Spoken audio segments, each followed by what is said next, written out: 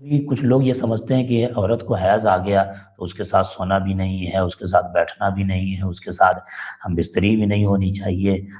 اور دخول تو بہرحال حرام ہے ہی ہے، یہ بھی سوچتے ہیں۔ اور کچھ لوگ اس کے دوسرے پہلو کے بھی لوگ ہیں، جیسے کچھ لوگ جیسے یہ ایسے مزاج کے ہیں کہ عورت کو اگر حیض آتا ہے پھر بھی وہ دخول کرتے ہیں، یعنی جماع کرتے ہیں، معاشرت کرتے ہیں۔ معاشرت میں فزیکل کانٹیکٹ جو جس سے بچے پیدا ہوتے ہیں وہ بیوی کے ساتھ کرتے ہیں، یعنی اپنے اعلی خاص کو، اپنے اعلی عضو تناسل کو اپنے بیوی کے شرمگاہ میں، فرج میں، یعنی کھلم کھلا، ویسے مفتی تو بتانا ہی ہوگا صاحب، نہیں بتاؤں گا تو کیسے ہوگا، وہ داخل کرتے ہیں حالت حیض میں بھی۔ تو یہ کتنا برا ہے اس سے وہ واقف نہیں ہے، اور یہ بھی کتنا نقصان دہ ہے کہ حالت حیض میں بیوی کو بائیکاٹ کر دینا، کہ نہ کھانا نہ پینا، نہ سو سکتے ہیں، نہ بیٹھ سکتے ہیں، نہ چھو سکتے ہیں، یہ بھی کتنا برا ہے۔ تو بہرحال اس سے متعلق ایک سوال آیا، اس لیے میں نے تمہید باندھ دی۔ پوچھ رہے ہیں کہ مفتی صاحب، حالت حیض میں بیوی سے حلال جانتے ہوئے ہم بستری کرنا کیسا ہے؟ معتبر دلائل سے جواب عنایت فرمائے۔ جواب تفصیل کے ساتھ ہے، بغور آپ اس کے لفظ جملے جملے پر توجہ دیں، تاکہ اب بے توجہی کے شکار نہ ہو جائیں، اگر کوئی جملہ نکل جائے اور آپ مکمل جواب سمجھنے سے قاصر رہ جائیں۔ حالت حیض میں بیوی کے ساتھ ہم بستر ہونا جائز ہے۔ چونکیں گے نہیں آپ، ایسا نہیں کہ آپ چونک جائیں وہ پھر آپ کیا کہہ رہے ہیں۔ یاد رکھیے کہ حالت حیض میں بیوی کے ساتھ ہم بستر ہونا جائز ہے، مگر دخول حرام ہے۔ ہم بستر کا مطلب یہ ہے بیوی کے ساتھ سونا، بیوی کے ساتھ بیٹھنا، ایک بستر پہ رہنا، ان کے ساتھ کھانا پینا، ان کے ساتھ سونا،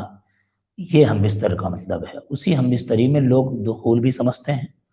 تو یاد رکھیے دخول حرام ہے، حالت حیض میں دخول حرام ہے۔ ماہواری کی حالت میں، جو مہینے میں عورتوں کو خون آتا ہے، اس پیریڈ میں مرد اپنی بیوی کے ساتھ رہ سکتا ہے، اپنی بیوی کے ساتھ سو بھی سکتا ہے، اپنی بیوی کے ساتھ مل بھی سکتا ہے، مصافحہ بھی، ہاتھ میں ہاتھ ملا بھی سکتا ہے، باڈی کو چھو بھی سکتا ہے، بوس و کنار کر بھی سکتا ہے۔ بلکہ فقہاء کرام کہتے ہیں کہ اگر بہت زیادہ خواہش ہو رہی ہو مرد، یعنی شہوت اس کے اندر جاگ گئی ہو، جیسے مرد کے اندر ہر 3 دن یا 4 دن یا 10ویں دن پر مرد کے اندر ایک شہوت جاگتی ہے، سیکس کا جذبہ پیدا ہوتا ہے، تو اگر ایسا ڈر ہو، احتیاط نہ کر پائے اور ڈر ہو کہ بھائی مجھ سے زنا و گناہ ہو جائے گا، تو اس میں بھی ایک صورت یہ ہے کہ آپ بیوی کی جو شرمگاہ ہے، یعنی جو فرج ہے، اس میں داخل نہ کریں، چونکہ حالت حیض میں حرام ہے۔ اس کے علاوہ آپ بوس و کنار کر سکتے ہیں، اس کے علاوہ دیگر مقامات پہ آپ اپنے آپ کو فارغ کر سکتے ہیں۔ شرمگاہ میں اپنی شرمگاہ کو، اپنے اعضاء خاص کو داخل نہیں کر سکتے۔ تو حالت حیض میں دخول حرام ہے، یعنی داخل کرنا یہ حرام ہے۔ باقی اب بستر پہ سونا، کھانا پینا، ساتھ رہنا، یہ حرام نہیں ہے۔ اس کے تعلق سے قرآن مجید کی ایک آیت پڑھتا ہوں میں، وَيَسْأَلُونَكَ عَنِ الْمَحِيضِ قُلْ هُوَ أَذًى فَاعْتَزِلُوا النِّسَاءَ فِي الْمَحِيضِ وَلَا تَقْرَبُوهُنَّ حَتَّى يَطْهُرْنَ فَإِذَا تَطَهَّرْنَ فَأْتُوهُنَّ مِنْ حَيْثُ أَمَرَكُمُ اللَّهُ إِنَّ اللَّهَ يُحِبُّ التَّوَّابِينَ وَيُحِبُّ الْمُتَطَهِّرِينَ۔ ترجمہ ہے کہ آپ سے ایام حیض یعنی ماہواری کے حالت میں، ماہواری کے ایام میں، ایام حیض کے ماہواری کے متعلق سوال کرتے ہیں۔ اللہ تبارک و تعالیٰ کہہ رہا ہے کہ ماہواری کے حالت میں کچھ لوگ آپ سے، یا حضور اکرم صلی اللہ علیہ وسلم سے کہا جا رہا ہے کہ سوال کرتے ہیں، تو آپ فرما دیں کہ وہ نجاست ہے، یعنی حیض جو آ رہا ہے وہ نجاست ہے۔ سو تم حیض کے دنوں میں، ایام اس پیریڈ میں، ماہواری کے پیریڈ میں عورتوں سے کنارہ کش رہا کرو، اور جب تک وہ پاک نہ ہو جائیں ان کے قریب نہ جایا کرو، اور جب وہ خوب پاک ہو جائیں تو جس راستے سے اللہ تبارک و تعالیٰ نے تمہیں اجازت دی ہے ان کے پاس جایا کرو۔ بے شک اللہ تبارک و تعالیٰ بہت توبہ کرنے والوں سے محبت فرماتا ہے، اور خوب پاکیزگی اختیار کرنے والے کو پسند فرماتا ہے۔ اس آیت کی وضاحت کرتے ہوئے حضرت انس رضی اللہ تعالیٰ عنہ کی روایت یہ میں آپ کو پیش کر دیتا ہوں۔ حضرت انس رضی اللہ تعالیٰ عنہ کی اس روایت سے اس آیت کریمہ کی مزید وضاحت ہوتی ہے، جس میں وہ بیان کرتے ہیں کہ یہودیوں میں جب کوئی عورت حائضہ ہوتی تو وہ اس کو اپنے ساتھ کھانا کھلاتے اور نہ اپنے ساتھ گھر میں رکھتے۔ صحابہ کرام رضوان اللہ تعالی علیہم اجمعین نے رسول اکرم صلی اللہ تعالی علیہ وسلم سے اس مسئلے کے متعلق پوچھا تو اللہ تبارک و تعالی نے یہ آیت کریمہ نازل فرمائی، یسألونک عن المحیض قل هو اذن فاعتزلوا النساء فی المحیض، پوری آیت کریمہ۔ یہ آپ سے حیض کے بارے میں سوال کرتے ہیں، آپ فرمائیے کہ حیض نجاست ہے، اس لیے ایام حیض میں، ایام ماہواری میں، ماہواری کے ڈیٹ میں، پیریڈ میں عورت سے علیحدہ رہو۔ حضور اکرم صلی اللہ علیہ وسلم نے اس کی تفسیر میں فرمایا، اصنعوا کل شیء الا النکاح، جمع نہ کرو باقی تمام معاملات میں عورتوں کے ساتھ مشغول رہو، جمع نہ کرو بقیہ تمام معاملات میں عورت کے ساتھ مشغول رہو، یعنی آپ دخول مت کرو، عورت کے آگے والے مقام میں آپ داخل مت ہو، اس کے علاوہ تمام معاملات میں آپ مشغول رہو، آپ کھا بھی سکتے ہو، بیٹھ بھی سکتے ہو، بیوی کے ساتھ رہ بھی سکتے ہو، اس کا بائیکاٹ نہ کرو، یاد رکھو۔ یہودیوں کو جب یہ خبر پہنچی اصنعوا کل شیء الا النکاح، حضور اکرم صلی اللہ علیہ وسلم نے جب یہ فرمایا کہ جمع نہ کرو باقی تمام معاملات میں عورتوں کے ساتھ مشغول رہو، تو ظاہر ہے کہ یہودیوں کا بائیکاٹ ہے، چونکہ وہ یہودی اور اس عورت کو ہمیشہ ہر زاویے سے بائیکاٹ کرتے تھے۔ تو یہودیوں کو جب یہ خبر پہنچی تو کہنے لگے یہ شخص یعنی حضور اکرم صلی اللہ علیہ وسلم کے بارے میں کہ یہ ہر بات میں ہماری مخالفت کرنا چاہتا ہے۔ یہ سن کر اسید بن حضیر اور عباد بن بشر آئے اور کہنے لگے یا رسول اللہ، جب یہودی ہم کو اس طرح کے تانے دیتے ہیں تو پھر ہم ایام حیض میں ایام حیض میں اپنی عورتوں سے جمع کیوں نہ کر لیا کریں؟ یہ سنتے ہی حضور اکرم صلی اللہ علیہ وسلم کا چہرہ متغیر ہو گیا۔ راوی کہتے ہیں کہ ہمیں ڈر ہو گیا، ہم لوگوں کو یہ لگا کہ حضور اکرم صلی اللہ علیہ وسلم اس سے ناراض ہو گئے ہیں۔ پھر کچھ دیر میں حضور اکرم صلی اللہ تعالی علیہ وسلم کی بارگاہ میں ایک شخص نے دودھ کا ہدیہ پیش کیا، آپ صلی اللہ علیہ وسلم نے قبول کیا اور پھر ان دونوں شخص کو بلایا اور آپ صلی اللہ علیہ وسلم نے دودھ پلایا۔ تو راوی کہتے ہیں کہ تب جا کے ہم لوگوں کو لگا کہ حضور اکرم صلی اللہ علیہ وسلم ناراض سے نہیں ہوئے ہیں۔ خلاصہ یہ کہ ایام حیض میں یہ پس منظر کے بعد ہم آتے ہیں کہ ایام حیض میں اپنی بیوی سے جمع کرنا حرام ہے، اپنی شرمگاہ کو بیوی کی شرمگاہ میں داخل کرنا ماہواری کے پیریڈ میں ڈیٹ میں حرام ہے۔ حضرت ابو ہریرہ رضی اللہ تعالیٰ عنہ کی بھی روایت میں پیش کر دیتا ہوں، اللہ کے رسول صلی اللہ علیہ وسلم نے ارشاد فرمایا، من اتی حائضا او امرأة فی دبرها او کاہنا فصدقہ فقد بری مما انزل اللہ علی محمد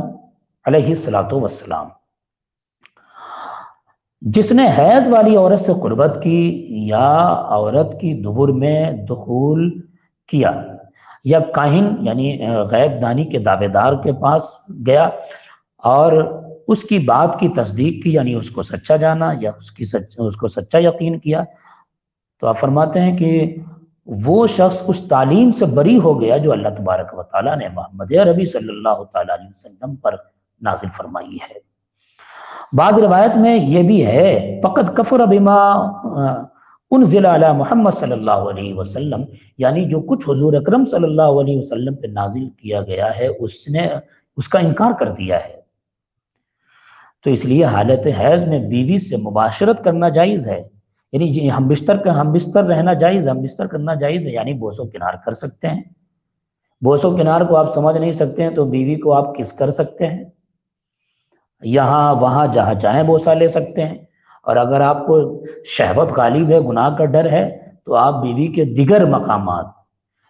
اور یاد رکھیے ایک خاص بات، کچھ لوگ اس بات کا بھی پالن نہیں کرتے ہیں کہ بیوی کے پاس کس راستے سے آنا چاہیے۔ کچھ لوگ پیچھے کے مقام تک بھی جاتے ہیں، وضاحت کے ساتھ حضور اکرم صلی اللہ علیہ وسلم نے یہ منع فرمایا ہے۔ پیچھے کے مقام میں کچھ لوگ اپنا فرض داخل کرتے ہیں اور ایام حیض میں، یہ کتنی بری بات ہے۔ آپ صلی اللہ علیہ وسلم نے فرمایا کہ من اتی حائضا او امرأة فی دبرها، ہے نا، کہ حیض والی عورت سے قربت کی یا عورت کے دبر میں دخول کیا، ایسا شخص میری تعلیم سے دور ہو گیا۔ حضور اکرم صلی اللہ علیہ وسلم نے لعنت فرمائی ایسے شخص پر۔ تو دبر کہتے ہیں کہ پیچھے کے مقام کو، عورت کے پیچھے کے مقام کو، تو اس میں تو آپ کو جانا ہی نہیں ہے، اس طرف جانا ہی نہیں ہے۔ ہاں جو مقام ہے جس کی اجازت جس شریعت دیتی ہے اور جس کے بارے میں یہ کہا جاتا ہے واتو ہر سکم نشے تم کی بیوی تمہاری کھیت ہے جس طرح چاہو آؤ، تو وہ راستہ بھی بتا دیا گیا ہے کہ وہ عورت کا آگے والا مقام ہے۔ تو جو جاہل ہیں، جو ان پڑھ ہیں، جو گوان ہیں، جو شرابی ہیں، جواری ہیں، اور جو اس طرح سے جس کا شریعت پہ عمل نہیں ہے، ایسے لوگ یہ غلط کام کرتے ہیں جس سے بیوی کو بھی تکلیف ہوتی ہے۔ لہٰذا ایسی چیزوں سے دور رہا کریں۔ اور خلاصہ جواب یہ ہے کہ ہاں میں یہ بھی بتا دوں کہ اگر کوئی شخص اس فعل کی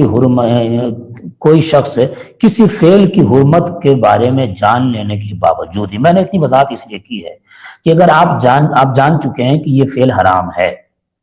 یہ حرام چیز ہے، حضور صلی اللہ علیہ وسلم نے منع فرمایا کہ حیض کی حالت میں تم بیوی کے شرمگاہ میں اپنی شرمگاہ کو داخل مت کرو، یعنی دخول مت کرو، جمع نہ کرو۔ یہ جاننے کے باوجود اگر کوئی شخص حلال سمجھ کے کرتا ہے تو وہ کفر کرتا ہے، وہ مرتکب کفر ہے، اس نے کفر کیا ہے۔ لہٰذا آپ تمامی جو لوگ بھی اس میں ملوث ہیں ان چیزوں سے بچا کریں، ان چیزوں سے پرہیز کیا کریں، اور کوشش کریں مکمل طریقے سے کہ شریعت محمدی صلی اللہ علیہ وسلم پہ ہم سب کا عمل ہو۔ کچھ لوگ کہیں گے، لوگ ہنستے بھی ہوں گے کہ مفتی صاحب اس طرح کی بات کریں۔ بھائی بحیثیت مفتی ایک ذمہ داری ہے کہ جس طرح سے بھی شرع کے مسئلے میں سوال پوچھا جائے وہ وضاحت کے ساتھ بتائیں۔ عوام اس میں بہت زیادہ تو نہیں کہوں گا، حسن ظن تو ہمارا یہی ہے کہ 90% لوگ بستے ہوں گے، 10% جو شرابی ہیں، جواری ہیں، جس کا دین سے کوئی تعلق نہیں ہے، جس کو یہ پتہ نہیں ہے کہ ہمارے نبی کون ہے، اللہ تبارک و تعالیٰ کے ناموں کا پتہ نہیں ہے، جسے یہ پتہ نہیں ہے کہ اللہ کے بارے میں کیسا عقیدہ رکھنا چاہیے، جسے یہ پتہ نہیں ہے کہ بیوی کے ساتھ بیوی کیا ہے، بیوی کا مہر کیا ہے، بیوی کے ساتھ کس طرح اس نے سلوک سے پیش آنا چاہیے، یہ پتہ نہیں ہے، تو ظاہر ہے کہ ایسے لوگ یہ غلط کام کرتے ہیں کہ جو حیض کی حالت میں، ماہواری کی حالت میں، جو ڈیٹ عورتوں کو مہینے میں آتا ہے، اس حالت میں بھی آگے کے مقام میں ملتے ہیں، جمع کرتے ہیں۔ یاد رکھیے یہ سخت حرام ہے۔ اور کچھ لوگ ایسے ہیں بہت بڑے قابل و قابل کے جڑ بن جاتے ہیں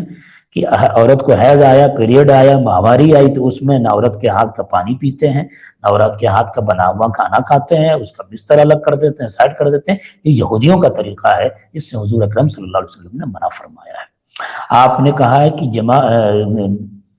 حیض کی حالت میں تم اس سے جمع مت کرو، باقی تمام معاملات میں اس کے ساتھ رہو۔ اس لیے کہا جاتا ہے کہ ہم بستر، یعنی بستر پہ آپ ساتھ رکھ سکتے ہیں، اور ہم بستری سے آپ جو سمجھتے ہیں کہ جمع کرنا وہ حرام ہے، اس سے آپ بچیں گے۔ پیچھے کا مقام لا حول ولا قوت الا باللہ العلی العظیم استغفر اللہ ربی من کل ذنب واذنبت واتوب الیہ، ایسا شخص لعنتی شخص کہا گیا۔